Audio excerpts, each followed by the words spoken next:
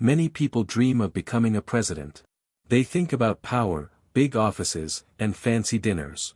But José Alberto Mujica, the president of Uruguay from 2010 to 2015, was not like other leaders. He did not live in a palace. He did not wear expensive suits. He gave away most of his money. He lived on a small farm and drove an old Volkswagen Beetle. People called him the world's poorest president. But Mujica did not care about money. He cared about people. His story begins far from the lights of power. José Mujica was born on May 20, 1935, in Montevideo, the capital of Uruguay. He was the son of poor farmers.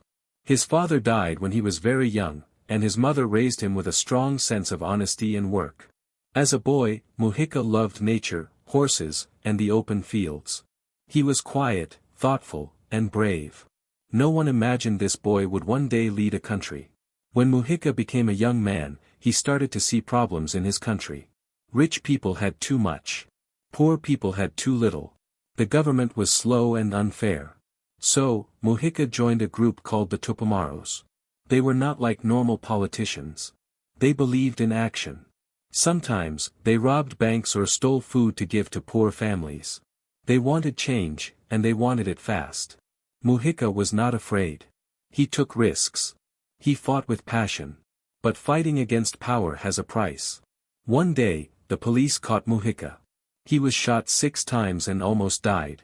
Then they put him in prison. And not just once, he spent about 14 years in prison. Some of those years were very hard. He was kept in a small cell, alone, with no sunlight. He could not read. He could not talk to other people. His mind began to break. But he survived. He said later that he talked to frogs and ants, just to stay sane. Imagine that. A man with nothing, no books, no people, only silence, walls, and time. When democracy returned to Uruguay in the 1980s, Mujica was finally free. But he did not return to war. He returned to peace. He helped turn the Tupamaros into a political party. He wore simple clothes. He drank tea with workers. He listened to people's problems.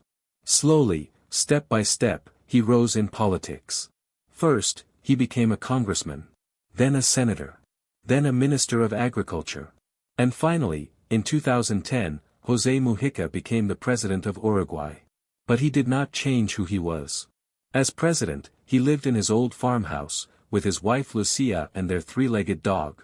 He gave away 90% of his salary to charity. He cooked his own food. He grew flowers to sell. Foreign leaders were shocked.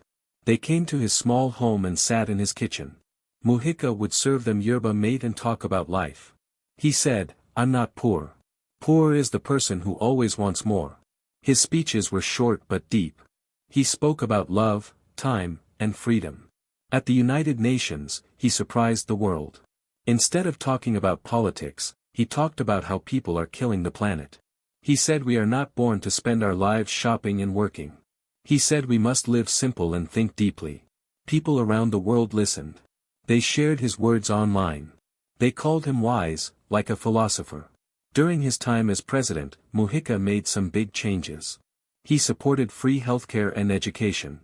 He worked for the rights of workers and women. He helped Uruguay become the first country in the world to legalize marijuana. He said, "We want to take the business out of the hands of drug dealers." It was a bold move. Many people said it was crazy. But Mujica believed in trying new things. Even when people didn't agree with him, they respected him. He was honest. He spoke clearly. He did not pretend to be perfect. He said, "I have many defects. I'm stubborn, I get angry, I talk too much. But I try to do what is right." When his time as president ended in 2015, Mujica returned to his small farm. He did not want to stay in power. He said leaders should leave when their time is done. That's democracy. Today, he still lives on that same piece of land, with his wife and their animals. He reads. He writes. He plants vegetables. He gives interviews, but only when he wants. He says he is tired now. He wants peace. But people still come to see him. They want to learn from him. Young people from many countries write to him. They ask how to live a good life. Mujica tells them, live with less, love more, and always stay human. One day, a journalist asked him, "What did prison teach you?" Mujica looked at the sky. Then he said, "It taught me that freedom is in your mind. Even in a cell, if you are at peace with yourself, no one can lock you in." This is just the beginning of José Mujica's story, a story of war, peace, pain, and wisdom. In the next part, we will look deeper into his years as president and the strange, funny, and powerful moments that made him one of the most loved leaders in the world. When José Mujica became president, the world began to look closely at a small country called Uruguay. No one expected that this man, with simple clothes, no tie, living on a farm, could lead a whole nation. But Mujica didn't want to impress anyone. He wanted to act. He said, "Power doesn't change people. It only shows who they really are." And he showed who he was, honest, direct, and true to his word. Every morning, Mujica woke up early. Sometimes, people saw him in rubber boots, digging the soil next to his house. His wife, Lucia Topolansky, was not a quiet first lady. She was also a former guerrilla fighter like Mujica. They lived together in a small, old house with a leaky roof and a three-legged dog named Manuela. But Mujica smiled. He said, "Happiness is not in things. Happiness is in freedom." One day, a famous journalist came to visit. He expected a government building or at least security guards. Instead, he found Mujica cutting flowers in his garden. The journalist looked around and asked, "Where is your staff?" Mujica laughed and said, "It's just me and Lucia. Sometimes the dog helps." The house was not clean or modern. There were buckets on the floor to catch rainwater. There were old tools, books, and plants everywhere. But it felt warm and real. Mujica made tea, served bread, and spoke about life. He said, "You can have all the money in the world, but if you don't have peace inside, you are poor." As president, Mujica made choices that surprised many people. He focused on social reforms. He made education free and pushed for more access to healthcare. But Mujica was not only a local leader. He became a global voice. When he spoke at the United Nations, people listened. He didn't use fancy words. He didn't speak like a president. He spoke like a grandfather. Calm, slow, but full of truth. In one famous speech, he said, "We have sacrificed the old gods and now we worship the market. But the market should serve us. We should not serve the market." The room went silent. Then came applause. People from around the world shared his speech online. They called him the philosopher president. Some compared him to Gandhi. Others said he was the soul the world had forgotten. But Mujica didn't like being called a hero. He said, "I am not special. I just try to live the way I speak." He refused to move into the presidential palace. He refused big cars and special treatment. When other presidents traveled with 10 or 20 people, Mujica traveled with just 1 or 2. Sometimes, he even flew in economy class. Once, a passenger on a flight said hello and realized he was sitting next to the president of Uruguay. Mujica smiled and said, "Don't worry, I snore quietly." He had a great sense of humor. One day, he said, "Politicians should live like most people do. If not, how can they understand them?" Another time, a reporter asked him why he always wore the same old jacket. Mujica replied, "Because it still works." Still, not everything was easy. Mujica faced criticism. Some people said he was too soft. Others thought he moved too fast with his reforms. Some worried about the marijuana law. Some said he was too simple for modern politics. But Mujica did not fight back with anger. He always answered calmly. "I prefer to lose with my ideas," he said, "than to win with lies." At night, when the work was done, Mujica returned to his farm. He didn't have a bodyguard. He didn't lock his gate. He watered his plants. He fed the chickens. He read books and drank mate with Lucia under the trees. That was his joy. That was his world. He often said that being president was not the best part of his life. He said the best part was surviving prison, finding peace, and having time to think. In his words, "We all die.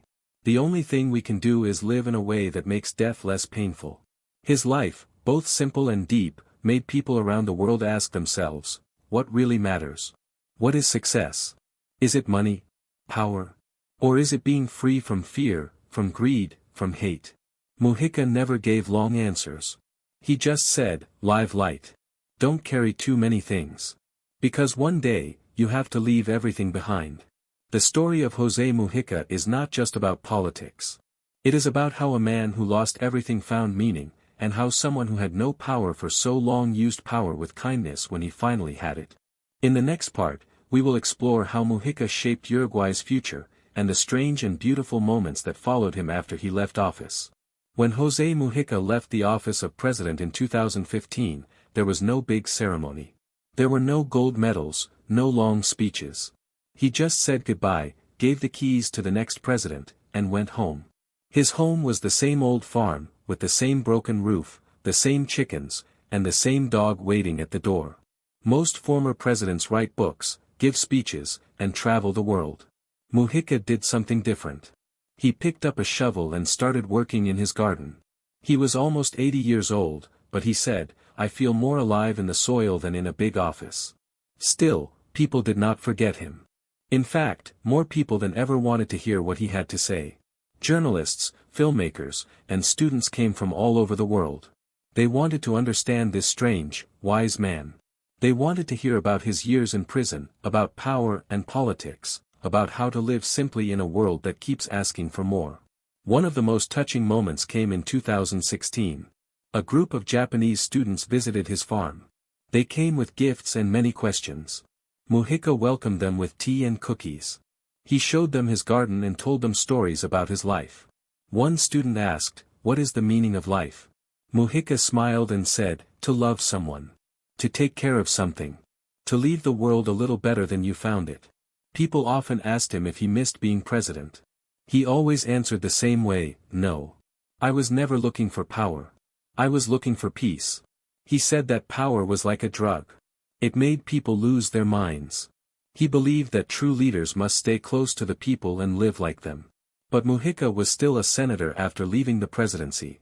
He continued to work in politics, even as an old man. He did not shout or fight. He listened. He spoke softly. But when he spoke, people paid attention. He warned about climate change, about greed, about how the modern world makes people lonely and tired. In 2018, something special happened. A documentary called El Pepe, A Supreme Life was released on Netflix. It was directed by the famous Serbian filmmaker Emir Kusturica. The film showed Mujica's daily life on the farm, his past as a guerrilla, his time in prison, and his thoughts about the future. Millions of people watched it. For some, it was the first time they had seen a leader like this. Not rich. Not proud. Just human. In the film, Mujica said something that touched many hearts. "I spent more than 10 years in a hole, alone. I learned to live with almost nothing. And when you have almost nothing, you start to see everything. A leaf. A bird. The sound of the rain." In 2020, Mujica finally retired from politics. He said his body was tired. He had a serious illness that made it hard for him to fight infections. He also said the world was changing too fast for an old man like him.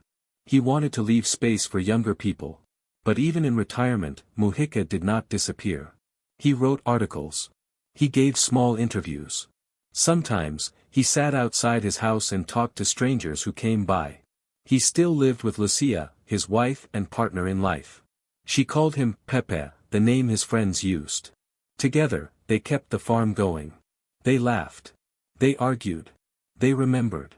One day, a woman from Brazil came to visit. She had cancer.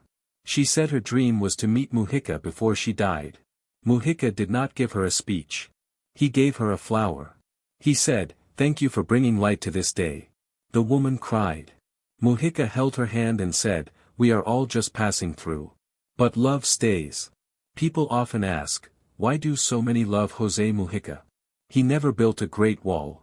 He never became rich. He never looked like a strong man. But that's the answer. People love him because he was real. Because he made mistakes. Because he showed that you can be strong without being cruel. That you can lead without shouting. Even today, schoolchildren in Uruguay learn about him. Not just because he was president. But because he taught people how to be better. Not richer. Not more powerful. Just better. Mujica always said, "We were born to be happy, not perfect." He believed in progress, but not the kind that kills forests and fills the sea with plastic. He believed in growth, but not the kind that makes people slaves to money. He believed in life, simple and full of meaning. And now, as an old man sitting under the trees of his small farm, he says he is not afraid of death. He says he lived with purpose. He tried to love. He tried to serve. He tried to stay human. His story is not over yet. But it has already left a deep mark.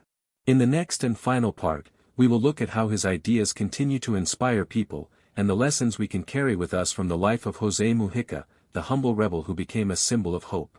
Today, José Mujica is over 80 years old. He still lives on his small farm, surrounded by trees, birds, and quiet. His hands are older, his steps are slower, but his spirit is still strong. People from around the world write him letters, asking for advice. Some call him a hero. Some call him a saint. But Mujica says, "I am just a farmer who had some luck."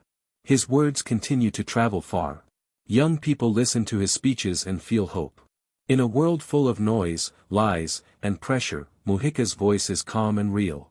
He teaches us that a good life does not need much. Just honesty, kindness, and courage. He showed the world that you can lead without greed. That being poor in money does not mean being poor in soul. His life was not easy, but he turned pain into wisdom. He lost many things, but he never lost his heart. When asked how he wants to be remembered, Mujica says, "It doesn't matter. What matters is what you do while you're alive. That's all we really have. And maybe, just maybe, that is enough to change the world."